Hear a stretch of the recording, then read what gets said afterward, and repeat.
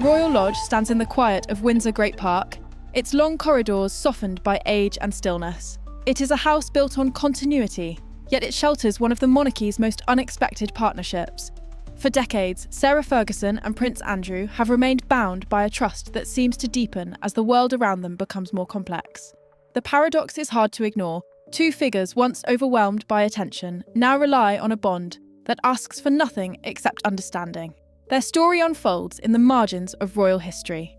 The early headlines, the relentless flashbulbs, the turbulence that echoed through the 90s, all of it formed the backdrop to a relationship that refused to follow convention.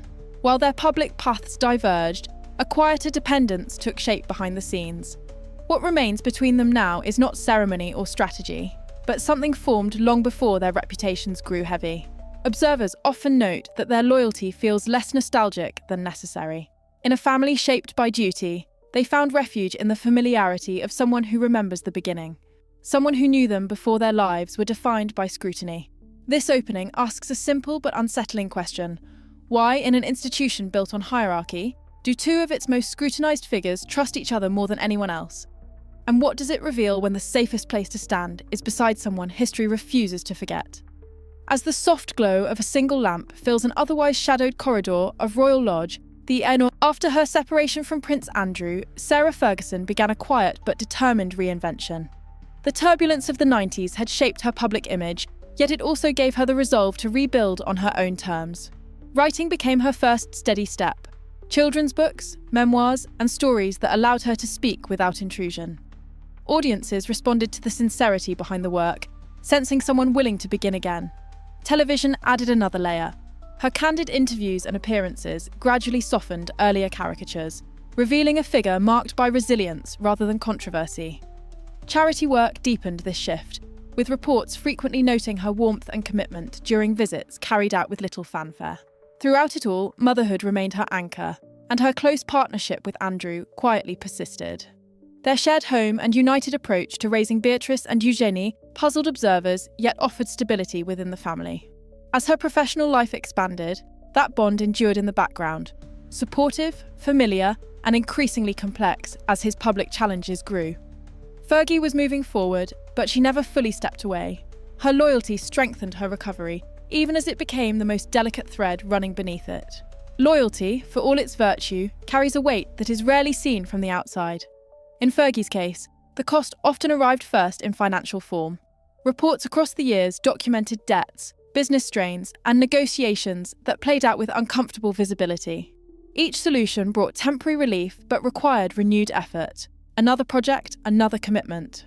Reinvention became both a livelihood and a lifeline. The emotional cost was more subtle. When someone spends years rebuilding, the balance between independence and reliance can be difficult to maintain.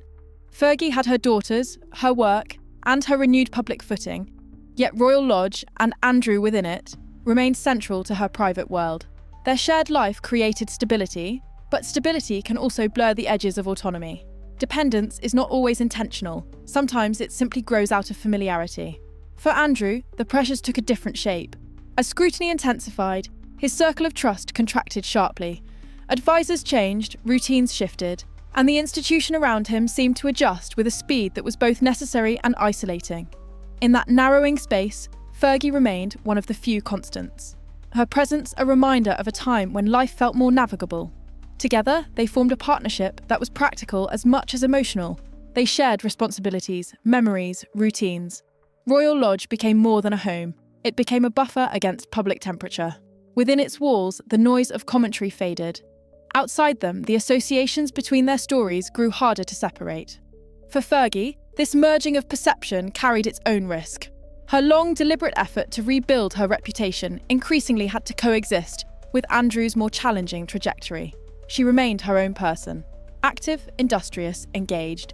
Yet her proximity to him meant that her progress occasionally fell under shadows she had not created.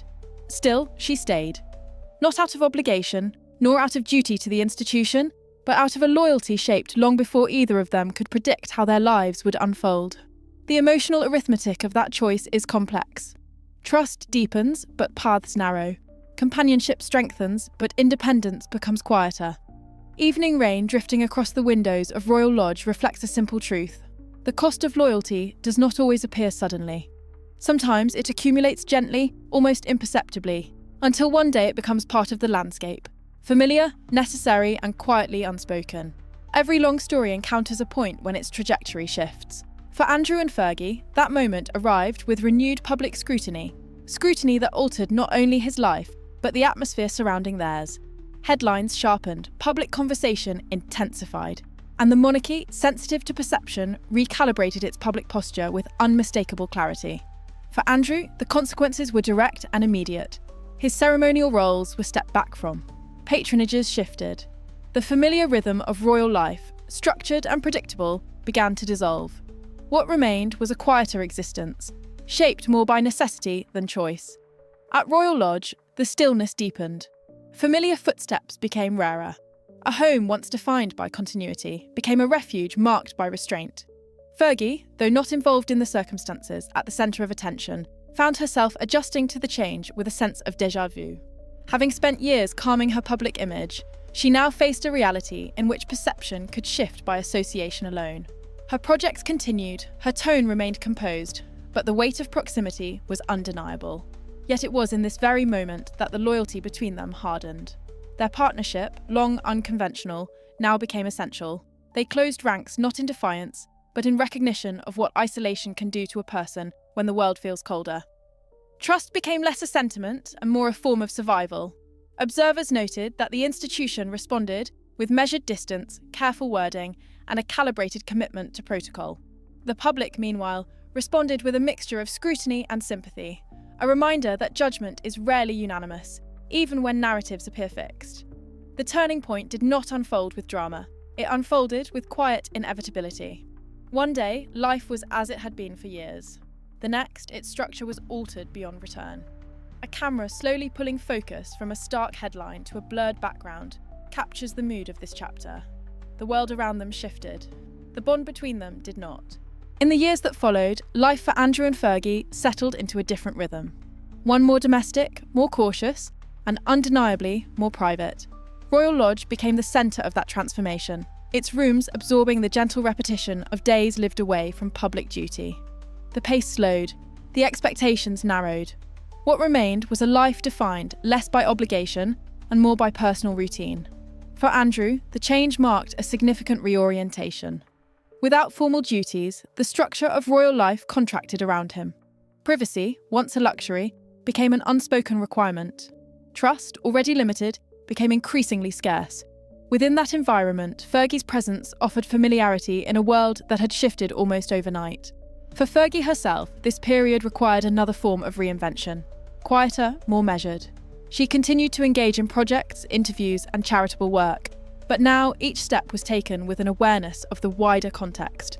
Her public contributions remained steady, yet they existed alongside a new responsibility: maintaining balance in a space where perception and privacy were constantly in negotiation. Their daughters navigated the period with care, offering support while managing their own lives as working royals and private citizens. Their presence provided a sense of continuity, a reminder that beyond the commentary, this remained a family adjusting to a changed landscape. Under King Charles III, the monarchy adapted with a tone that was firm in protocol, but deliberate in its restraint. Public emphasis lay on clarity, continuity, and future-focused purpose. The Yorks, meanwhile, continued within their smaller orbit, shaped less by institutional expectation and more by personal loyalty. Late afternoon light, drifting into a quiet sitting room at Royal Lodge, holds the essence of this chapter. Their world is smaller now, fewer headlines, fewer appearances, fewer certainties. But in that smaller world, something else becomes clearer. The understanding that trust, once narrowed by circumstance, can also become the foundation of a life lived more gently. In the final measure, the story of Andrew and Fergie is neither a tale of reconciliation nor of rebellion. It is a study in constancy, the kind that endures not because it is celebrated, but because it is familiar, necessary, and human. Their partnership exists outside the traditional lines of royal relationships, shaped instead by years of shared history and an unspoken recognition of how rare trust can become in a life exposed to the public. They no longer occupy the centre of the institution, nor do they seek to. Their story now unfolds in the quieter corners of royal life, where expectations are softer and time moves at a less demanding pace. What remains between them is not something defined by titles or obligations, but something that has survived the cycles of attention, retreat, recovery, and consequence. This reflection steps back from the events and asks what loyalty truly means when public roles fade and the landscape of life changes. Is it a form of resilience, a gesture of compassion, or simply the comfort of someone who remembers the beginning? Perhaps it is all three. Their bond persists, not because it is perfect, but because it is real, shaped by missteps, by forgiveness, by the long understanding that comes from having witnessed each other's most human moments. The storms that once seemed defining now sit in the background, softened by time. What remains is quieter, a companionship that asks for little and gives something that neither found elsewhere. In a monarchy built on symbolism, their story offers something more personal, a reminder that loyalty can be untidy, costly, and yet profoundly anchoring. It does not rewrite their histories, but it reframes what endures when everything else has changed. Candlelight flickers beside a window as evening settles. It catches the stillness of a life no longer lived in the public eye, yet still shaped by a bond that refuses to fade. And the gentle question lingers. In a world defined by duty, can a private loyalty outlast a public life?